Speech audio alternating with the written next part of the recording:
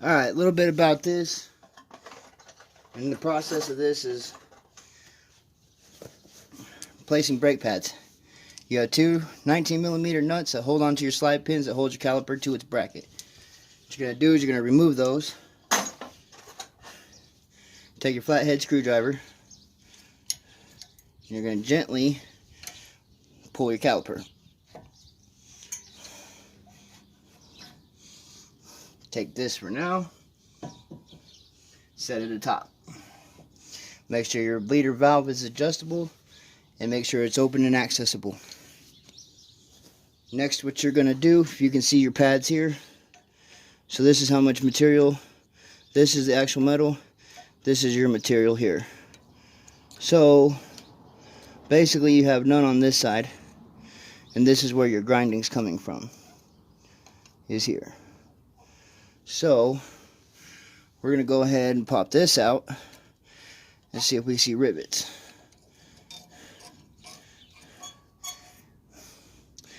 Alright, so there's no rivets showing, but as you can see, there is no meat left on that pad at all. If that was a chicken bone, I'd say you were done. In comparison, side is this, the back side. Old pad, new pad. Seeing the difference?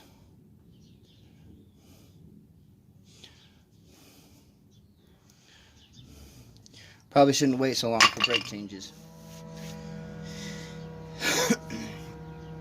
You can take a look up here. These are a dual piston caliper, which means there's two pistons that activate your brake pressure. These are fully extended. So this puts stress on this rubber seal here. Already checked it, looks good.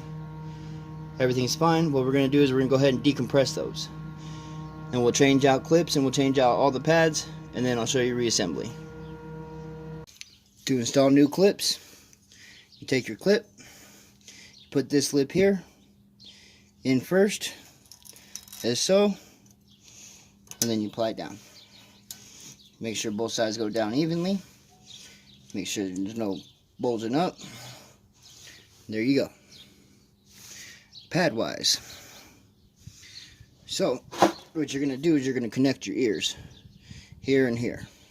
Make sure your tab's facing the caliper or the rotor, and make sure your dog ear is going out. I don't know if you can see that on camera, but there's a dog ear right here. I don't know if it's called a dog ear, but that's what I call it. So basically you're going to put this in, and you're going to hold down this clip right here. So you're going to put it in, and then you're going to push down on that clip. And basically that will slide in there. Same for the top, same for both sides. Might actually be easier to put the back in first.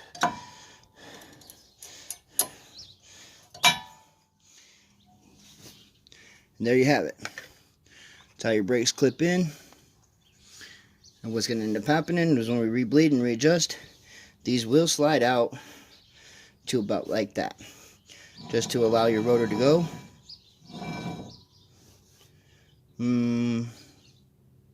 We got some grinding issues. We're going to have to take a look at that real quick. Let me go ahead and pause you guys right here, and I'll get back with you in just a second. Okay, so your grinding noise. You had a rock stuck in between your dust cover back here and your back side of your rotor. Now again, there's no lips, no nothing, so I presume it was bouncing around because it fell out the bottom. So that's what you were hearing grinding. As you can see, spins freely, no sounds. Gangster.